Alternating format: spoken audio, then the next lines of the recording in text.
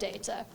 And then why do we look at this? Because we want to make informed decisions. We want to have fewer guesses and have fewer unknowns. The more data we have, the better decisions we can make, and the fewer unknowns. So we'll know, okay, there's a lot better chance of us actually winning that game, or the better chance of us doing better at that event, or doing worse at that event, so we need to better prepare for a specific event.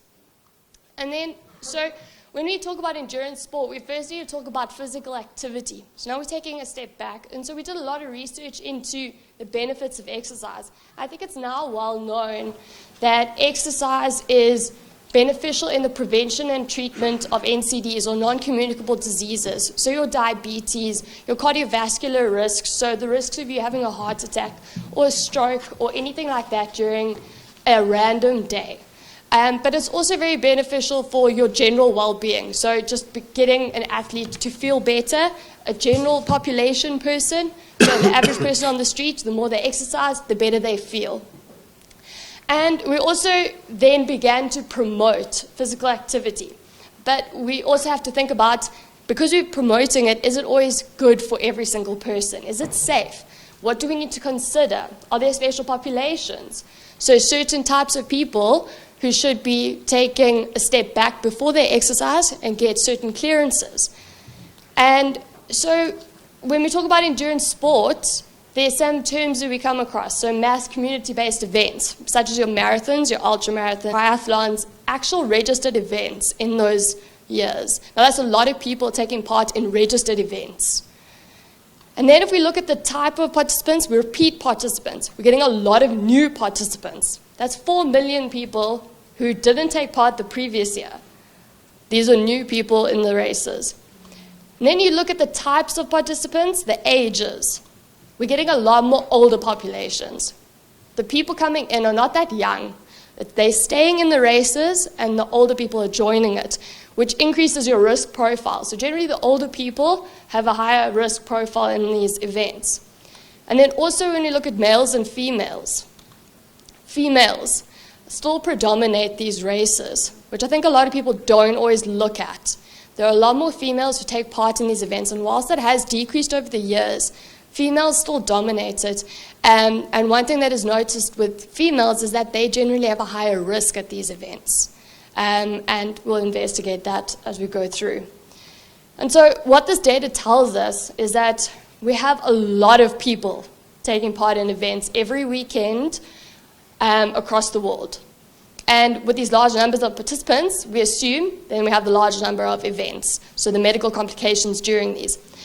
And one thing that we see in the media is that they always blast if there's a death. So if there was a death at Cape Town Cycle Tour, you know about it. There was a death at Two Oceans Marathon, best believe you know about it. The News 24, all of those media outlets will pump out details about those deaths. And the deaths are just the tip of the iceberg. That's just 1 or 2 people that pass away in the races. And I'm not discounting those issues, but that's just a part of the issue at the race. And so we now need to go and investigate and get the data from these events. And so this developed a whole research program called the Safer IMAPS project. And it started with just the safer studies, and it looked at the strategies to reduce adverse medical events for the exerciser, and looking at events across South Africa and trying to document the medical encounters that occur at these races. And this then led to the development of the various projects. So after these studies within South Africa, the studies could show the large medical problem within the races, but that's just in South Africa. So that developed the Safer IMAPS project. So the IMAPS part then stands for the International Million Athlete Project. So now going international. Now we know that there's a problem in South Africa, but the problem across the world hasn't really been documented, and we really need to look at that.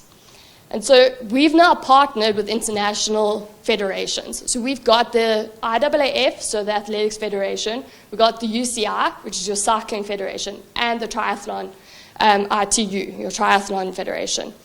We then also came out with an international consensus statement on how to collect these medical encounters at the mass community-based events, so your cycling, your running, and your triathlon events. And it doesn't matter really how big or small your event is, it's how to make sure you document all the encounters that happen at these races and make sure that they all get documented correctly.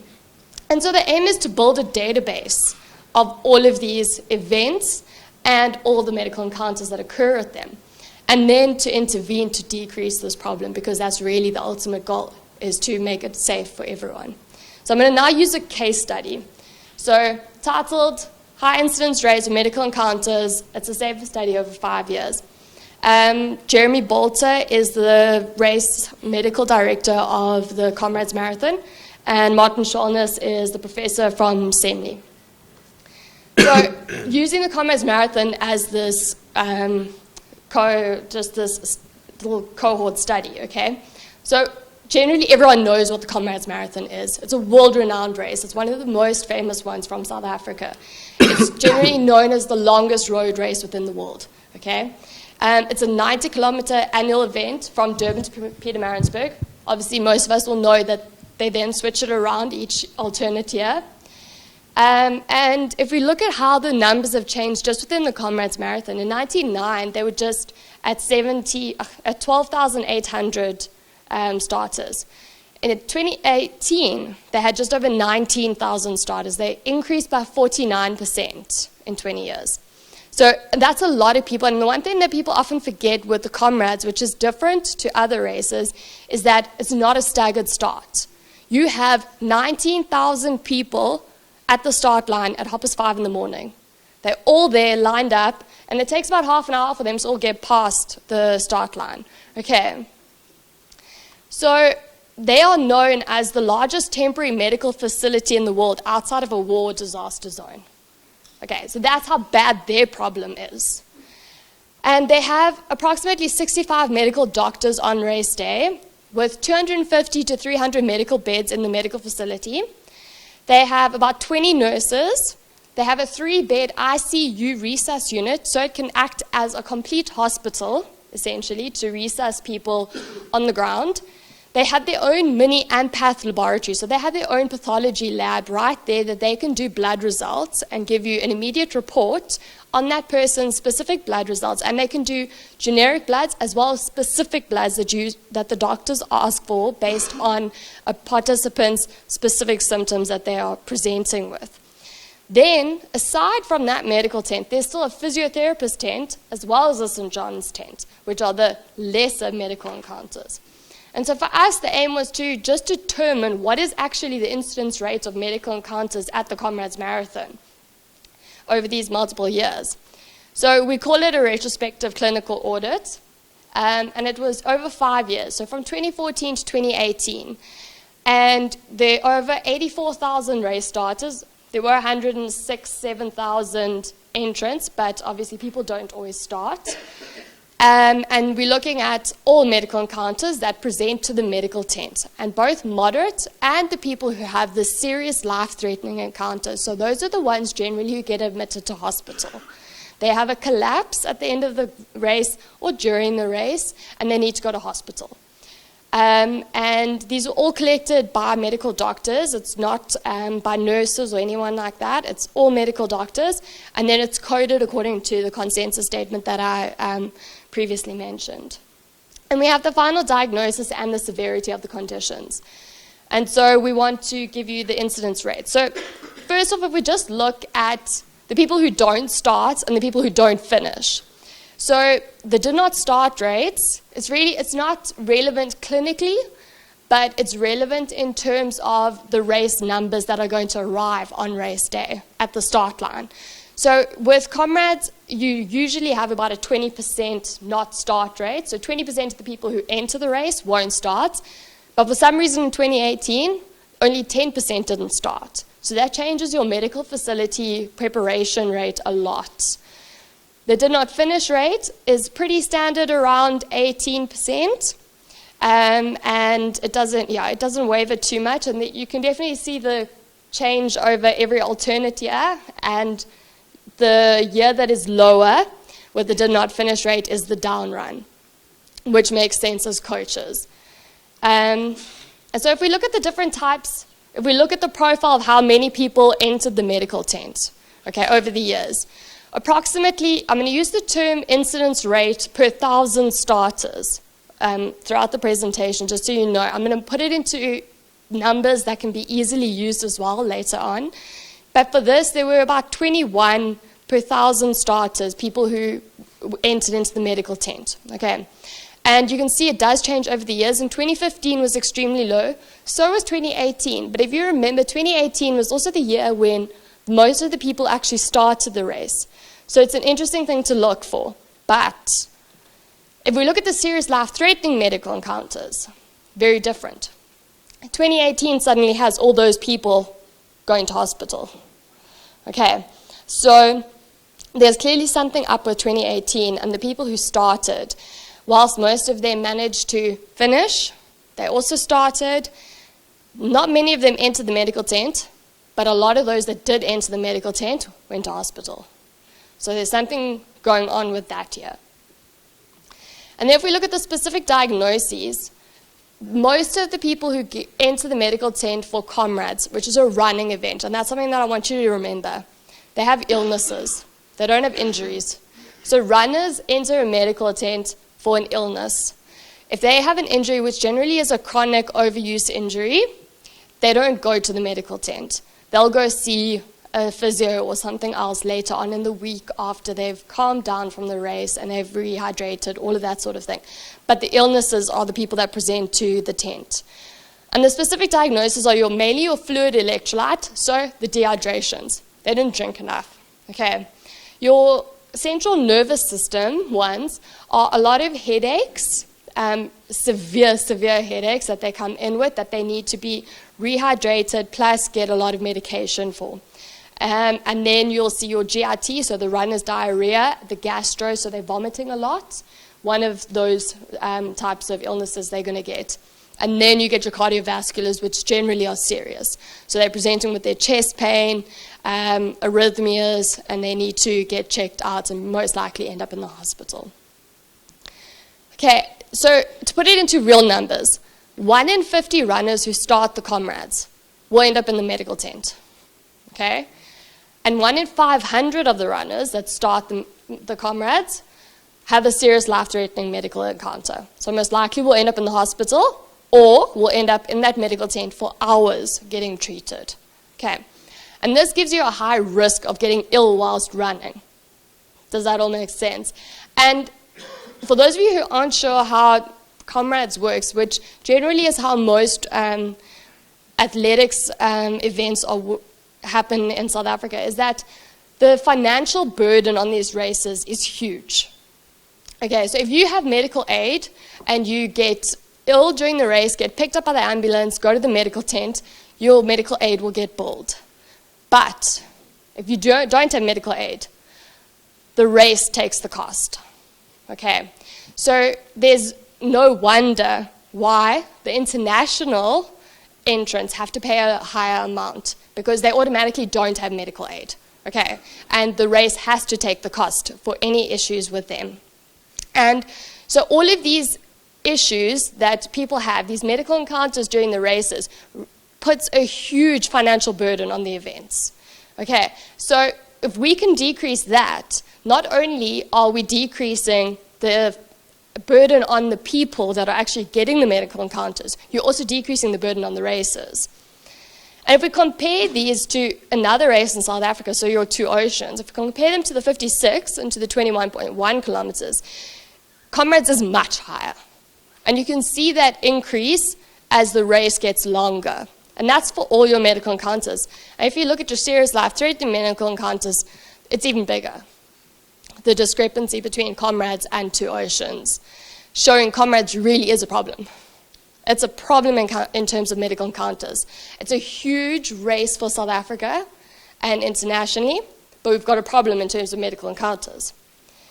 And so for us, our future research here is to investigate the risk factors. So your demographics. Is it the females or the males? Is it the older age groups or the younger? Is it the weather? So the hot days, the cooler days. Is it the up or the down run? Is it the changes in qualification times? So comrades, you'll notice, constantly changes their qualification times. And they also change their cutoffs along the routes. So poly shorts, all the various cutoffs across the route will change the times, and it needs to be based on these adverse events, so whether they're not finishing or they're getting these medical encounters. And then pre-race medical screening. Is that the way forward? Oh my word, there's so much more. Okay. Okay, so then we want to look at a non-running event. Okay, so cycling. So illnesses were most common in running, but cycling is very different. Okay, so if we look at the Cape Town Cycle Tour, and we look at 3 years' worth of this data. So this is the 109-kilometer event, your Argus. There's no qualification that's required. Anyone can arrive, enter, take part in the race. And there were 102,000 race starters in this cohort. And again, it's all the medical encounters that were recorded. But now here you'll see we have injuries.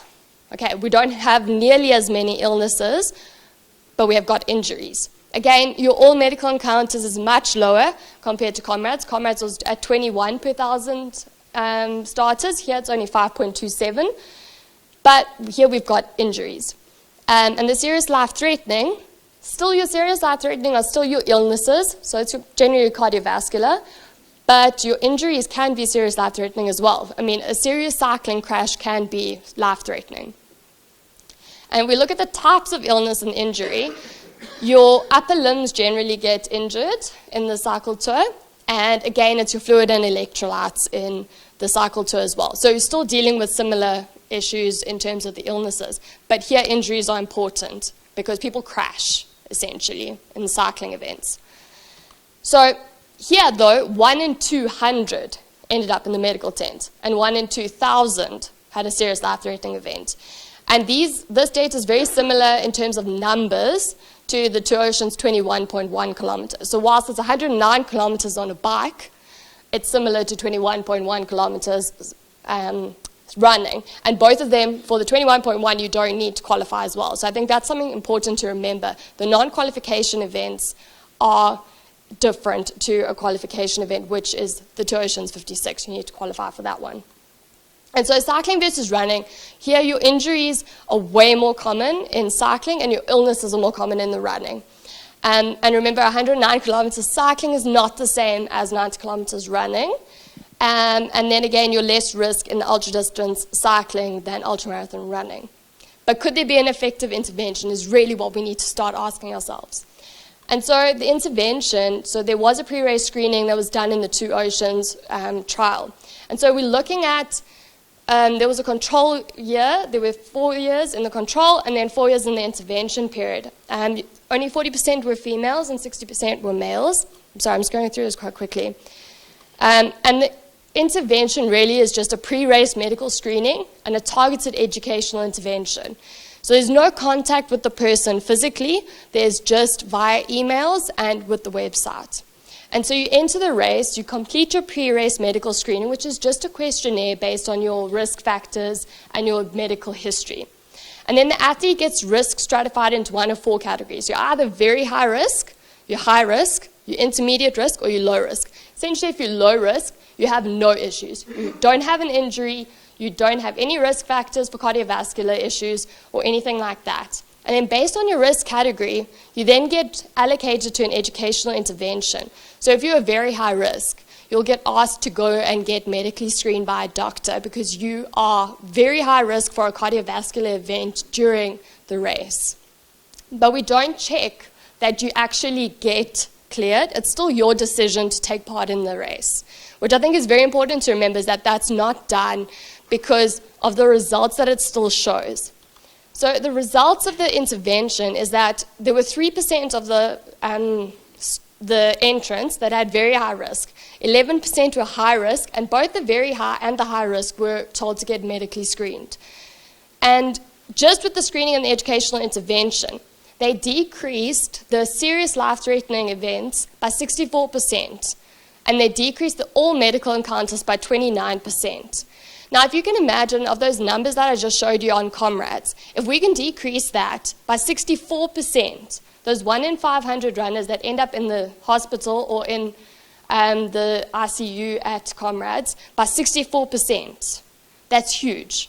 and you decrease those 1 in 50 runners, so there are at least 2 of you, if everyone here had to start comrades, at least 2 of you would end up in the medical tent. We decreased that by 29%, just by making people fill in a questionnaire and send them an email. That's all they did. And so the intervention was effective, but now we need to implement it in other events. We're not sure if it's effective in cycling. We know it's effective in running.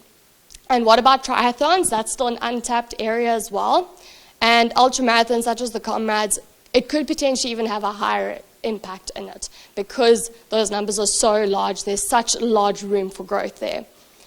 And so for me, the take-home message here is that we need to count the numbers. If we don't count the numbers, we don't know what's going on. We can assume, we can make these tons of assumptions, but we don't actually know. We need to prepare using these numbers, and I say we. The athletes themselves need to know the numbers. They need to be able to understand what's going on so that they can prepare for the race. So if they know that fluid and electrolytes are the issues, they can know how to hydrate correctly. They don't end up overhydrating, but they don't end up underhydrating.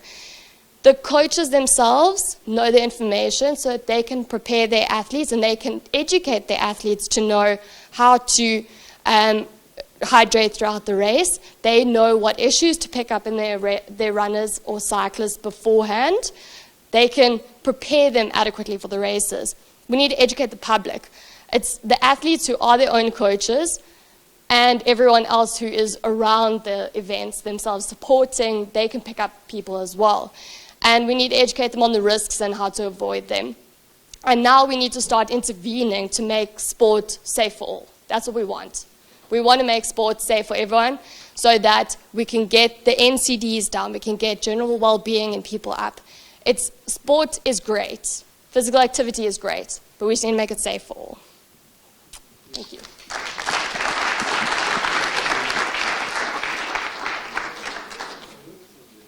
Well, that was extremely informative. Once again, a big round of applause to Dr. Nicola Sewry. And just as a small token of our appreciation, we just want to give you that. Thank you so much once again. And on that note, ladies and gentlemen, you guys know what time it is. Once again, you guys are encouraged to go through to and just watch the expo also.